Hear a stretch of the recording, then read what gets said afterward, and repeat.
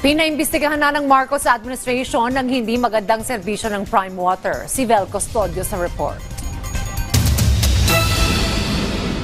Pasakit na para kay Marites ang madalas na water interrupt ng Prime Water Infrastructure Corporation sa San Jose del Monte, Bulacan.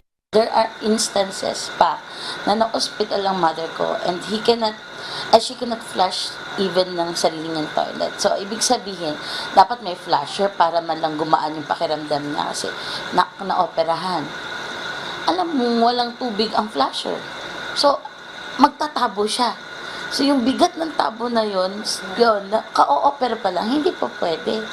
Once na mamatay ang mother ko, dahil hindi sa operasyon, hindi sa sakit niya, but because of the stress of this water.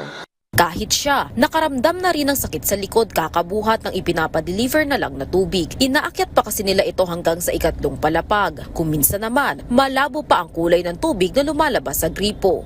And minsan nagreklamo kami, sabi ba naman, ma'am, naiinom po yan ng tubig na yan.